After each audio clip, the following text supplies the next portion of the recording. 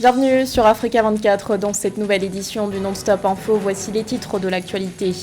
Au Gabon, le commandant en chef de la garde présidentielle devient le nouvel homme fort du pays. Brice Oligui Nguema a été nommé président du comité pour la transition et la restauration des institutions. Le CTRI qui avait annoncé ce 30 août la fin du régime en place ainsi que l'annulation des résultats des élections. L'opposition conteste les résultats de la présidentielle au Zimbabwe. La coalition des citoyens pour le changement estime que les chiffres annoncés ne reflètent pas la véritable volonté du peuple zimbabwéen. Elle réclame l'organisation d'un nouveau scrutin. Et puis déception pour les équipes africaines lors de la Coupe du monde masculine de basketball. Toutes les sélections ont été éliminées lors du premier tour de la compétition. Les détails à suivre dans ce journal. Mais tout d'abord, les relations diplomatiques se crispent davantage entre le Niger et la France. Le Conseil national pour la sauvegarde de la patrie a ordonné l'expulsion de l'ambassadeur français à Niamey. Une directive annoncée dans une lettre datée du 29 août et adressée au ministère français des Affaires étrangères. La junte durcit ainsi le ton après avoir ordonné la semaine dernière le départ du diplomate. Le 25 août dernier, la junte avait en effet donné à Sylvain Ité un délai de 48 heures pour quitter le pays, une demande rejetée par la France qui a indiqué que les putschistes n'ont, je cite, pas autorité pour faire cette demande, l'agrément de l'ambassadeur émanant des seules autorités légitimes nigériennes élues. Le délai étant désormais passé, la junte a précisé que l'ambassadeur ne jouit plus de privilèges et d'immunité propres à son statut. Frontières fermées, institutions dissoutes. Quelle suite pour le Gabon après le coup d'État du 30 août? Peu après l'annonce de ce coup de force, le nom d'un nouvel homme fort a circulé. Le commandant en chef de la garde présidentielle, Brice Oligui Nguema, a été nommé président de la transition. Il devrait prêter serment le 4 septembre. Marie-Raphaël Antolo.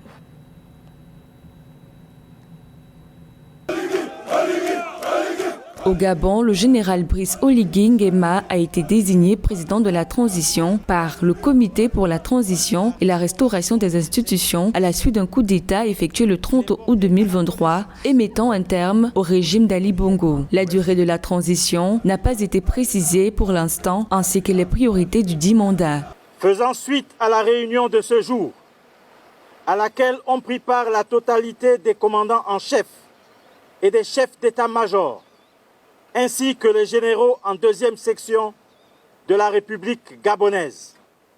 Le général Oligui Nguema Brice a été désigné à l'unanimité président du comité pour la transition et la restauration des institutions.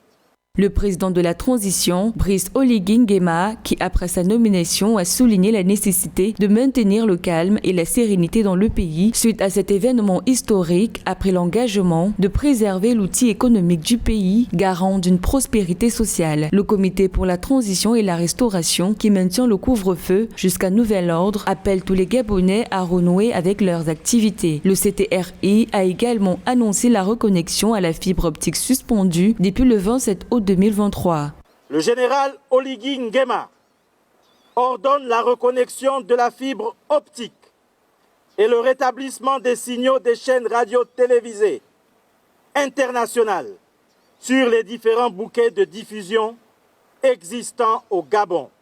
Ali Bongo, le président déchu, a été placé en résidence surveillée avec sa famille et a été mis à la retraite. Plusieurs de ses proches ont été arrêtés par les putschistes. Il s'agit notamment de son fils Noureddine Valentin. Le coup d'État au Gabon a été condamné par plusieurs institutions internationales, dont l'Union africaine, qui a invité la junte au pouvoir à garantir l'intégrité physique du président Ali Bongo Ondimba, des membres de sa famille ainsi que ceux de son gouvernement. Et au lendemain de ce coup d'État, Alternance 2023 a adressé un message aux militaires. Mike Joktan, porte-parole de la principale plateforme de l'opposition, estime que le processus de consolidation des résultats doit se poursuivre. Écoutons-le. Bien, mais la réaction qui est la mienne, c'est celle du groupe Alternance 23 et du candidat consensuel.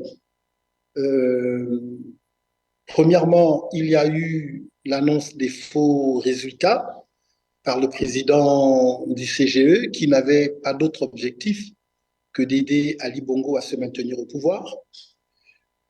En réaction à cela, l'armée, les forces de l'ordre de sécurité qui, elles, sont au fait des vrais résultats, ont réagi tel que nous le savons.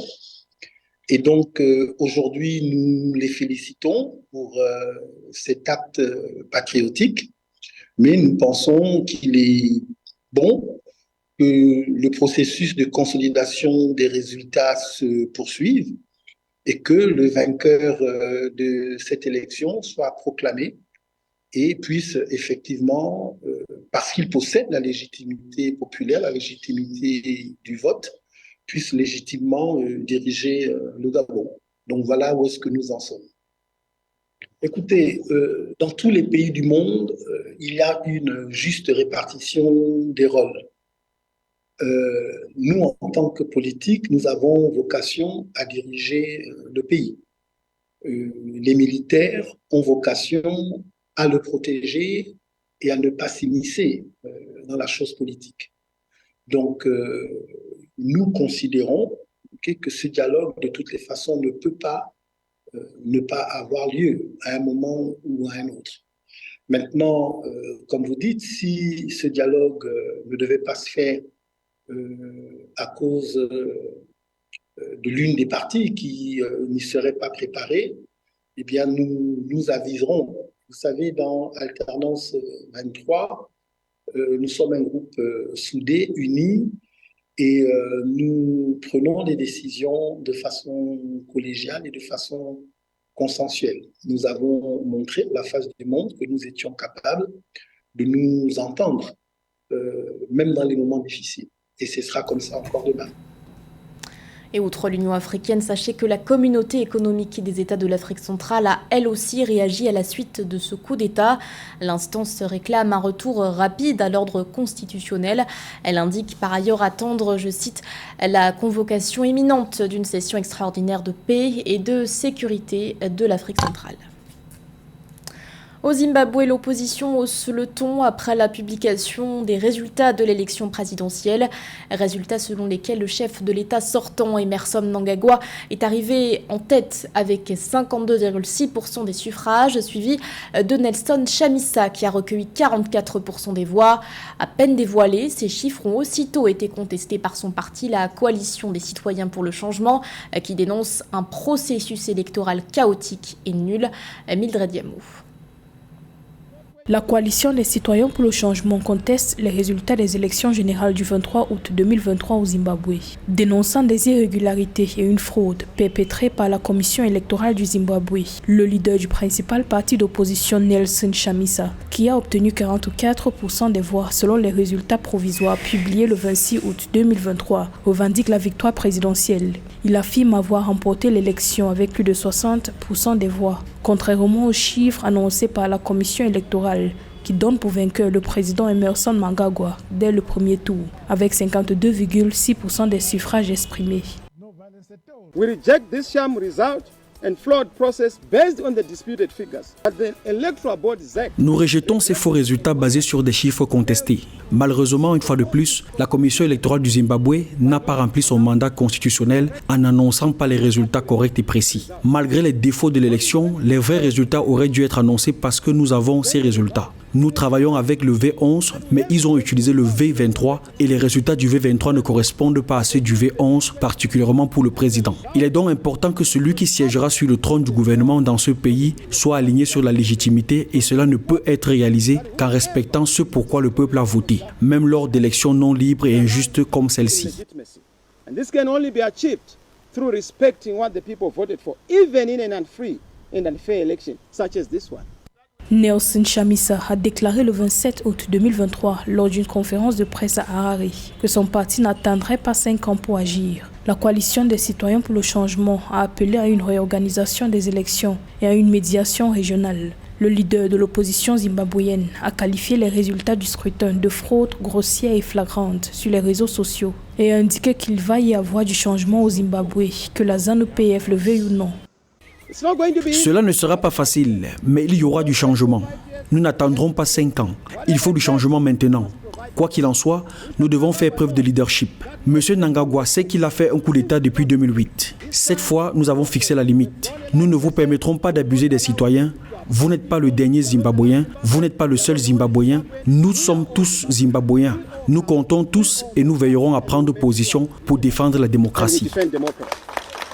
Des médias locaux rapportent que la commission électorale du Zimbabwe a supprimé les résultats du scrutin présidentiel de son site internet sans explication habituelle. Les observateurs internationaux ont quant à eux signalé une répression des électeurs qui a conduit à une faible participation au scrutin. Le président réélu, Emmerson Mnangagwa, a rejeté les accusations de fraude électorale, déclarant que toute personne remettant en cause les résultats des élections devrait se rapprocher des tribunaux. C'était son premier voyage à l'étranger depuis le conflit qui a éclaté en avril dernier au Soudan. Le général Abdel Fattah al-Burhan s'est rendu en Égypte le 29 août. Au programme de son séjour, une rencontre avec le président Abdel Fattah al-Sisi. Les deux parties ont notamment évoqué des pistes pour tenter de trouver une issue à la guerre qui perdure. Une issue qui doit préserver la souveraineté et l'intégrité de l'État soudanais, stipule le communiqué égyptien. Marie-Raphaël Antolo.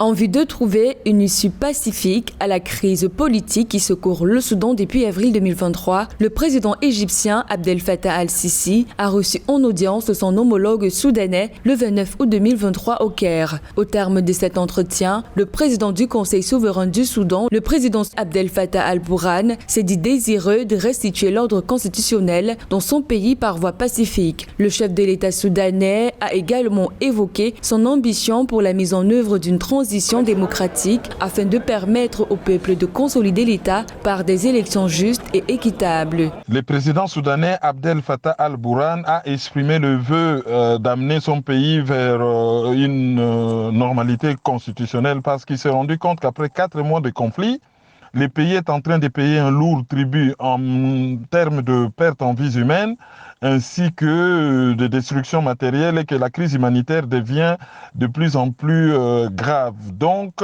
aucun parti ne pourra gagner la guerre par les armes. Cette égalité de force fait que le Soudan se trouve dans une impasse.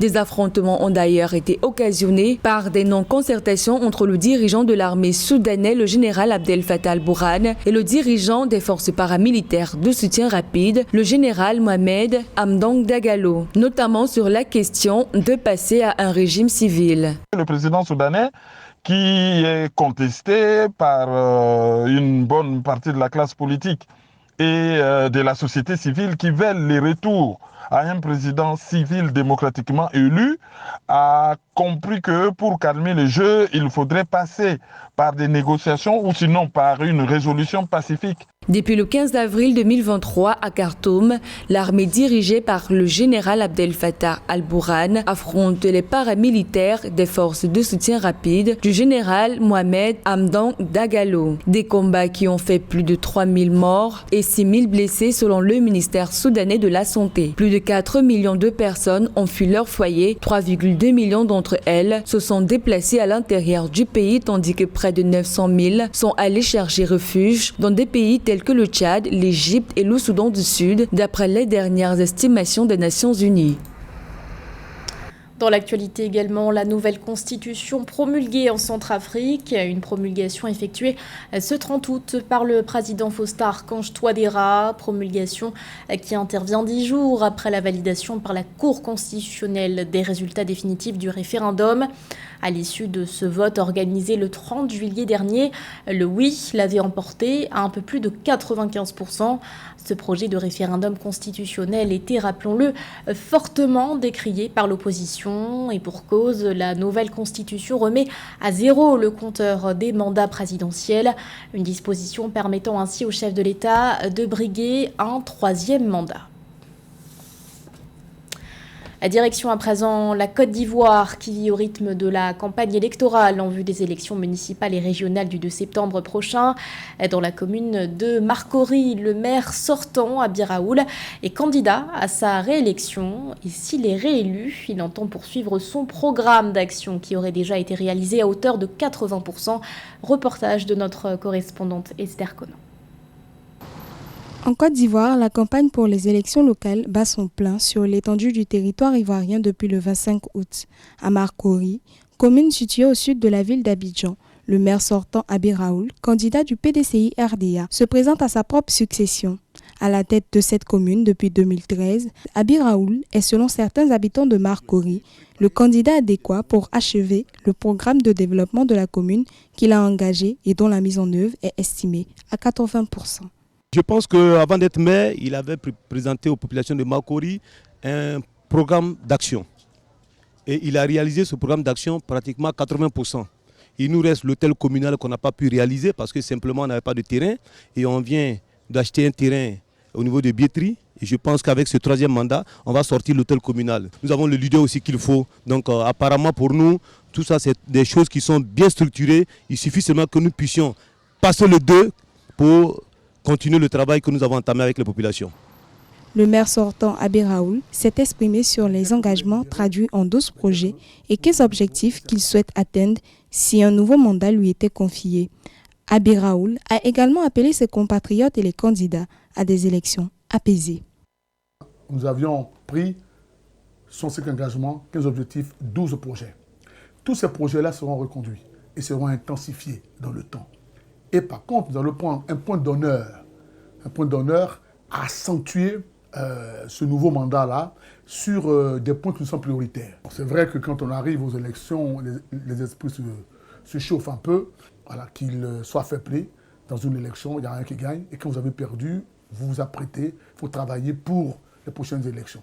Donc je leur lance un appel, allons aux élections et que le meilleur l'emporte. Samedi 2 septembre 2023, plus de 8 millions d'électeurs se rendront aux urnes pour voter en totale transparence leurs prochains élus locaux.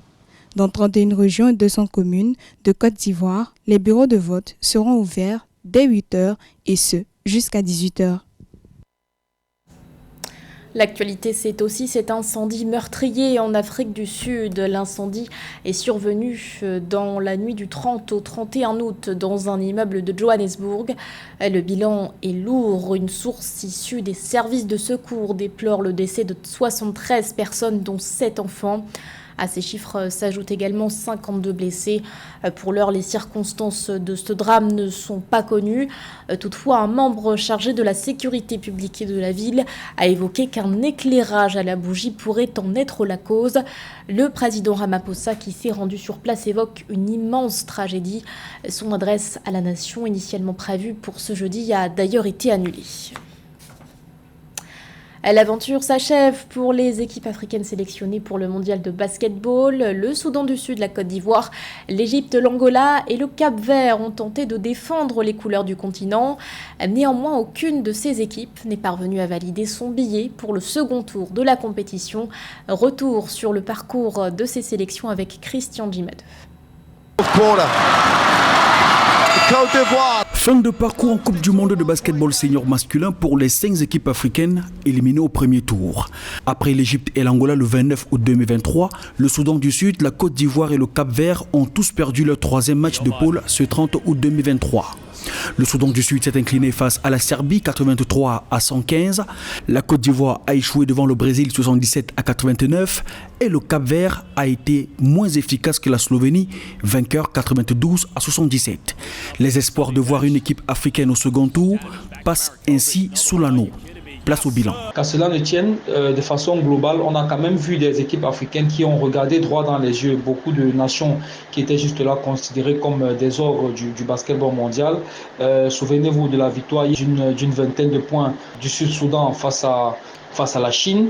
on voit quand même qu'il y a un nivellement de valeur par le haut au niveau du basketball africain, parce que on voit quand même des équipes mondiales sans le Sénégal, sans le Nigeria, qui sont quand même les cadors du basketball africain. Je pense que sur les 20 dernières années, la Tunisie même aussi, je pense que sur les 20 dernières années, je ne suis pas sûr qu'on ait vécu un cas de figure pareil. Et donc ça veut dire que globalement, le niveau du basketball africain est en train de monter. Le mondial senior masculin de basketball n'avait pas bien démarré pour les sélections africaines le 25 août 2023. L'Angola est tombé d'entrée face à l'Italie, la Côte d'Ivoire devant l'Espagne, le Soudan du Sud battu par le Porto Rico, l'Égypte dominée par la Lituanie et le Cap-Vert dompté par la Géorgie. La deuxième journée a marqué un sursaut d'orgueil et un espoir de qualification au second tour pour 4 équipes victorieuses, excepté l'Égypte, battue une deuxième fois par Monténégro 74-89.